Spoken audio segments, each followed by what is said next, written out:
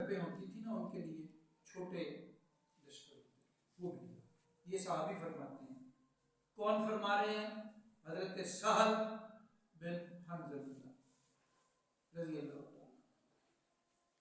تو وہ لوگ جب واپس آئے تو ان میں سے ایک شخص آیا نبی علیہ السلام کی بارگاہ میں اور وہ آ کے بیٹھ گیا. تو اپنے قریب والے ساتھی سے کہنے لگا کہ ہمارے ساتھ ایک ساتھی تھا، اس نے ایک دشمن پہ وار کیا اور ایک جملہ ایسا کہا کہ میں فلاں ہوں، تو یہ تکبر ہو گیا ہے.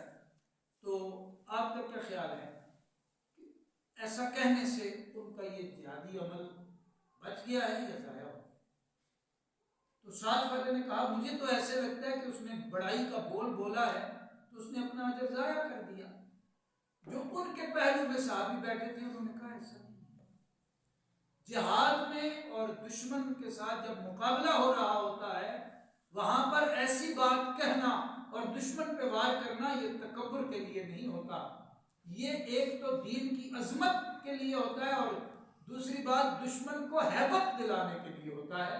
اس میں تکبر نہیں ہے. میرے نزدیک اس کا اجر باقی ہے. تو ان دونوں میں آپس میں تکرار ہو گئی. تو نبی علیہ السلام نے بات سنی تو آپ نے فرمایا سبحان اللہ. یہ جو شخص تھا نا جس نے اس طرح بات کی ہے اس کو تو اجر بھی ملے گا اور یہ قابل تعریف ہے. یہاں تکبر والی بات نہیں.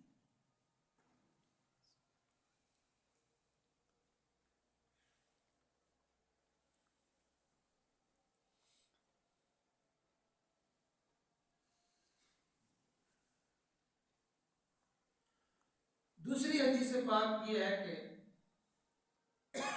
جہاد میں استعمال ہونے والا گھوڑا جو ہے، گھوڑا اس وقت یہی استعمال ہوتی تھی سواری. اس گھوڑے کو جو شخص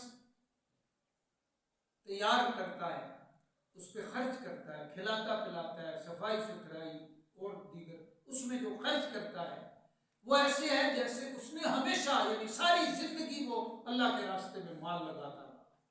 یعنی یہ عمل اتنا اونچا ہے کہ یہ اس طرح اللہ پاک کے ہاں قبول ہوگا کہ اس نے شروع سے لے کے آخر زندگی تک اپنا ہاتھ صدقے سے روکا ہی نہیں.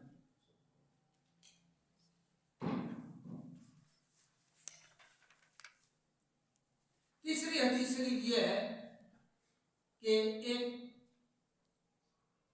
صحابی ہیں ان کا نام ہے خریم اسیدی، خریم الاسیدی. ان کے بارے میں نبی علیہ السلام نے اپنی ایک مجلس میں فرمایا کہ وہ بڑا اچھا آدمی ہے. اگر وہ اپنے تہبند یعنی شلوار ٹخنوں سے نیچے نہ کرے اور اپنے بال زیادہ لمبے نہ رکھے جو کندھوں تک نیچے تک آتے ہیں، یہ بال ذرا کم کر لے اور اپنی شلوار کو ازار بند کو وہ تہ بند کو ٹخنوں سے نیچے نہ لٹکائے یعنی ٹخنوں سے اوپر کر لے تو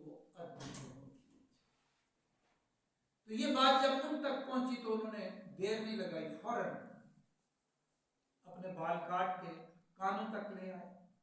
وہ لمبے لمبے بال تھے، کانوں تک لے آئے اور اپنی شلوار کو اپنے تہبند کو نصف الساق تک اونچا کر دیا، آدھی پنڈلیوں تک اونچا کر دیا. یہ اصل میں پورے جو 4 حدیثیں آئی نا ان میں سے صاحب کتاب اس حدیث کو جو لائے ہیں وہ اس حدیث کی بنا پر کیونکہ عنوان اس سے جڑا ہوا ہے. چوتھی حدیث اس میں یہ ہے کہ نبی اکرم صلی اللہ علیہ وسلم نے فرمایا، یہ حضرت سہل بن حنظلیہ فرماتے ہیں کہ تم اپنے بھائیوں سے ملنے والے ہو، لہذا اپنے کجاووں کو کس لو، اپنے لباس کو ٹھیک کر لو، یہاں تک کہ تم ایسے ہو جاؤ جیسے کہ وہ شخص کہ جس کے چہرے پہ تل ہوتا ہے اور وہ اسے نمایاں بھی کرتا ہے اور خوبصورت دکھتا ہے، وہ اس طرح ہو جائے. یعنی اپنے آپ آپ کو بنا سنوار کے رکھو۔ ظاہری اعتبار سے بھی میلا کچیلا شخص جو ہے وہ ایک آدمی اس طرح گزر رہا تھا بال بکھرے ہوئے، حضور نے فرمایا یہ بلایا اسے، صحابہ نے عرض کی کہ اس کے پاس تو کافی مال ہے، فرمایا پھر اس کا کیا فائدہ ہے؟ اپنے آپ کو صاف ستھرا سنوار کے رکھنا چاہیے۔ ہمارے استاد تھے، اگر صاف ستھرا طالب علم صاحب نے نہ وہ سبق بھنگ کر دیتے تھے، کہتے تھے یا مجھے اٹھا دو یا اس کو اٹھا۔ عربوں میں ابھی تک یہ ہے کہ مسجد میں آنے کے لیے وہ اہتمام کرتے ہیں۔ ہمارے پاکستانی کام سے اٹھ کے مسجد چلے جاتے ہیں نا تو وہ بہت خفا ہوتے ہیں، اس لباس میں اللہ کے سامنے آئے۔ اور مسئلہ بھی یہی ہے، اب یہ جو مسجدوں میں ٹوپیاں رکھتے تھے، یہ ہم نے پھر منع کیا نا کہ مسئلہ تو دیکھو بھائی، اس وجہ سے کہ اب وہ لباس سر کی چیز ہے اور پیروں میں پڑی ہوئی، اور ہمارے حالات بھی یہ تھے کہ بس مسجدوں میں ٹوپیاں پڑی ہوئی ہیں، کوئی ادھر بکھری ہوئی ہے، کوئی ادھر کوئی ٹھوٹا لگ رہا ہے، کوئی پیر کے نیچے آ رہی ہے، آ کے اس کو سر پہ رکھ لیتے ہیں۔ وہ سر پہ رکھنے کی چیز ہے بھائی، اسے عزت دو، یہ تمہاری عزت ہے، پیروں کی چیز نہیں ہے۔ اس لیے فقہاء اسلام نے فرمایا یہ ٹوپیاں جو مسجدوں میں رکھی ہوئی ہیں مکروہ تحریمی، انہیں پہن کے جو نماز پڑھتا ہے وہ اپنی نماز دوبارہ پڑھے۔ وجہ کوئی تھی نا، تو اپنے لباس کو بھی اچھا رکھو، اپنے آپ کو بھی سنوار کے رکھو۔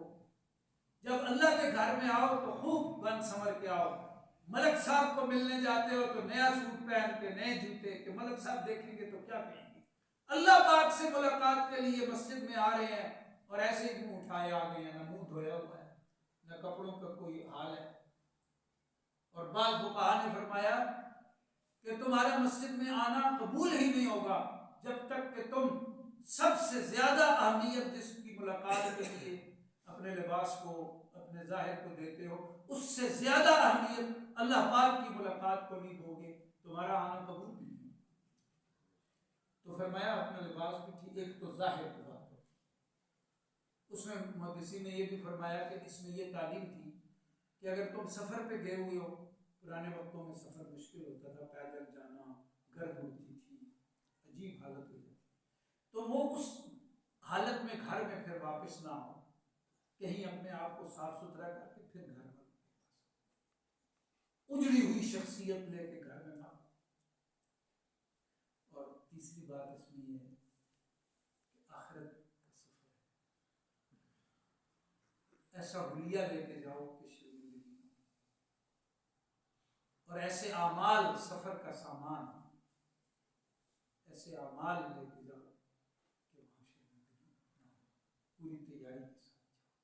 تیاری تو کرنے کا موقع اللہ پاک نے دیا ہو، اس کو ضائع نہ کرو۔